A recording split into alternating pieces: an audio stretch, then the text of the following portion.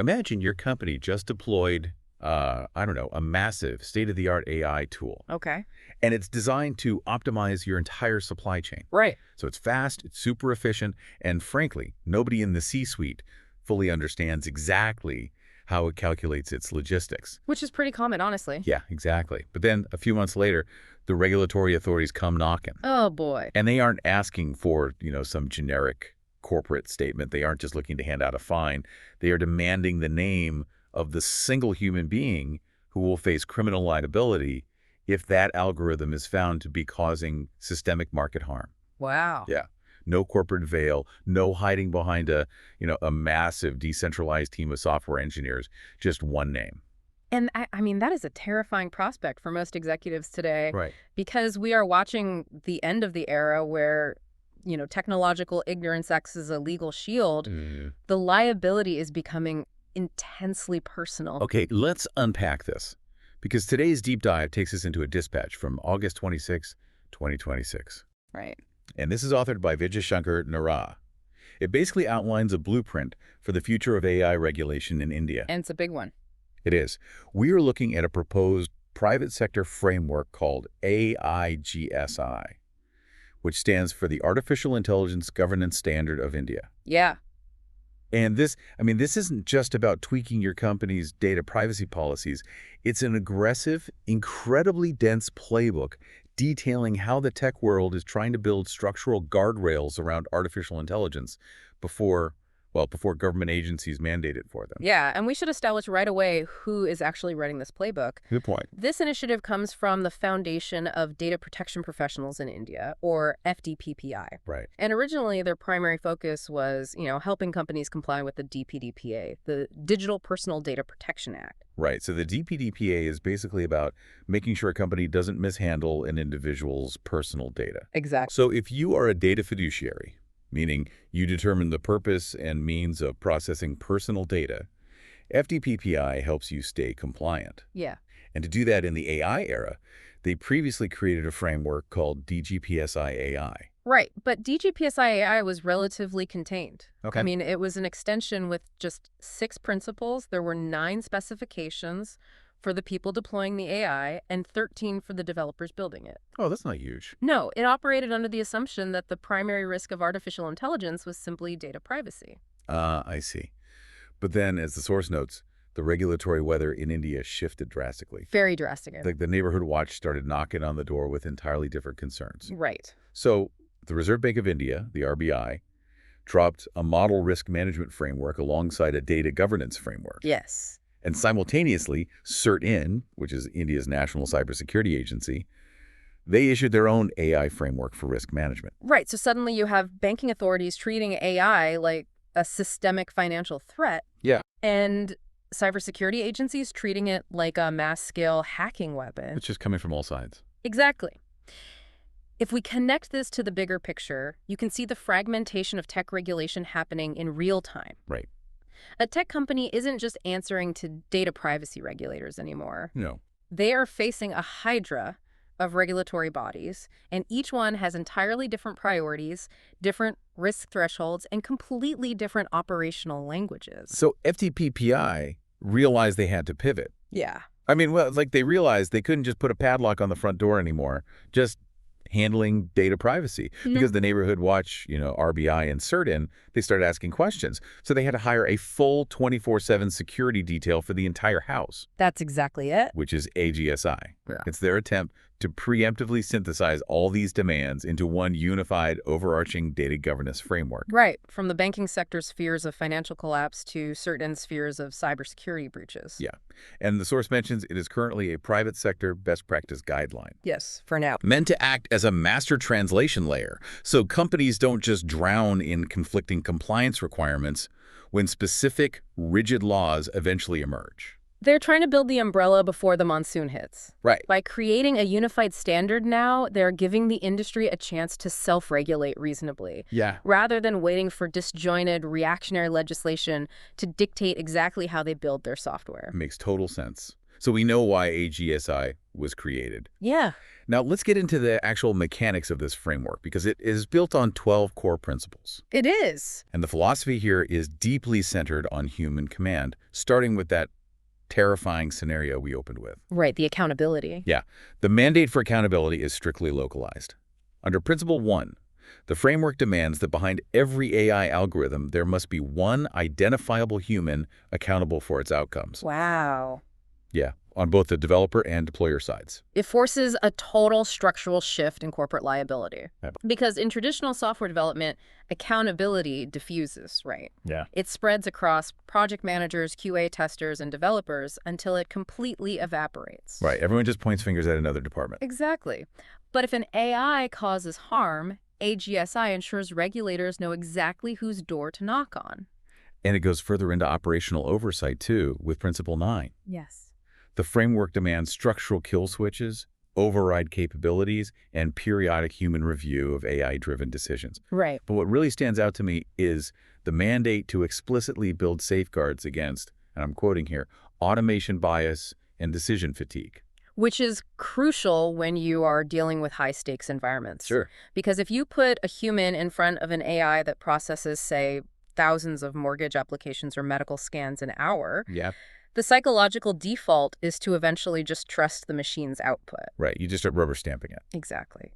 Automation bias is a systemic vulnerability. The framework demands mechanical interruptions to that human complacency. But I have to push back on the economic reality of this a little bit. Okay. I mean, I have to ask, if we are explicitly forcing human reviewers to periodically check an AI's output and requiring structural safeguards against their decision fatigue, aren't we basically admitting that humans simply cannot keep up? That's a fair point. I mean, we are taking a technology designed for infinite scale and hypervelocity and forcing it through a massive, sluggish human bottleneck. Are we just creating a massive human bottleneck to pretend we're in control? Does this mean Indian tech companies adopting AIGSI are just going to hemorrhage their competitive advantage to international markets that just, let the machines run at full speed? This raises an important question, and it represents the central friction of modern tech regulation. Right. The cost of compliance versus the cost of catastrophe. Okay. Yes, you are fundamentally slowing the machine down. You are sacrificing raw operational velocity. Yeah. But the framework is arguing that a bottleneck is a vital safety mechanism, not a bug. A feature, not a bug. Exactly, because if an AI operates at a speed that entirely divorces it from human comprehension, you aren't optimizing your business, you are just accelerating your liability. So it's basically forcing the deployment of a speed limit on innovation. Right. And look at where that liability is actually directed under Principle 6. Yeah. The framework mandates that deployers hold a fiduciary responsibility to safeguard society at large from adverse AI effects, not just the individual data principle. And that is a massive legal and philosophical escalation. It really is. Because traditionally, a fiduciary duty is owed to your shareholders, right? Or perhaps your direct client. Exactly. Mandating a duty to society at large in a corporate governance framework that shifts the focus entirely. It shifts it from micro-level risks, like a localized data breach, to macro-level systemic risks. Yeah. They are demanding that companies view their technology through a sociological and macroeconomic lens. Yeah. If your algorithm inadvertently causes a housing crisis by redlining entire zip codes at scale, you have breached your fiduciary duty even if no individual's personal data was strictly mishandled. Right, because the harm was to the system itself. Exactly. But here is where that fiduciary duty hits a technical wall for me. Okay, how so? How can a deployer guarantee they aren't harming society if they don't even know how their own deep learning model arrived at a decision? Right. I mean, we are dealing with high-dimensional neural networks where feature weightings and vector calculations are notoriously opaque. That is the classic black box problem. Yeah. And AGSI handles it by completely reversing the burden of proof. Oh, really? Yeah, historically, the tech industry has used complexity as a defense mechanism. Right, of course. If a model exhibited harmful behavior, the defense was, well, the neural network is too complex to interpret. We couldn't have foreseen this specific output. AGSI completely kills that excuse, doesn't it? Dead in the water. Yeah, because under Principle 2, dealing with unknown risk, it dictates that if an AI's behavior or risk cannot be fully known or explained, it automatically defaults to being treated as a significant or high-risk category, Yes. which triggers the maximum level of enhanced governance and oversight. What's fascinating here is how this completely upends the incentive structure of artificial intelligence development. Yeah. Under this rule, lack of interpretability is basically a presumption of guilt. Wow. If you can't map the model's output back to its inputs, you are heavily penalized. It financially and operationally penalizes companies for building unexplainable systems. So developers are forced into Principle 3, which is explainability by design. Exactly. You have to build the architecture so that higher impact models inherently possess higher explainability thresholds. Right. And if you genuinely cannot hit those thresholds because of the math involved, you have to apply intense compensating controls. It forces a calculated trade-off. A development team might have to choose a slightly less accurate but fully interpretable decision tree over a highly accurate but completely opaque neural network, Just to avoid the red tape. simply to avoid the crushing regulatory burden of the high-risk tier.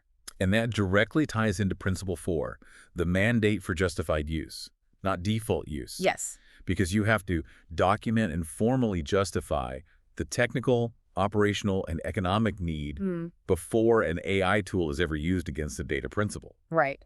So justified use means you can't just slap AI onto your product because it's a trendy buzzword. Exactly. It's like needing a special permit to use a chainsaw instead of a butter knife. You have to explicitly prove to the regulators that your task actually requires the chainsaw. Precisely. And this is managed through Principle 7, a risk-based governance approach. Okay. The intensity of the regulatory oversight is strictly proportionate to a model's materiality, its complexity, its autonomy, and how heavily you rely on its output. I see. A low-risk internal inventory sorting tool that gets a very light regulatory touch. But an autonomous financial trading algorithm gets the heaviest regulatory anchor they can drop on it. Okay, so we have addressed the unknowns, the opacity of the black box. Right.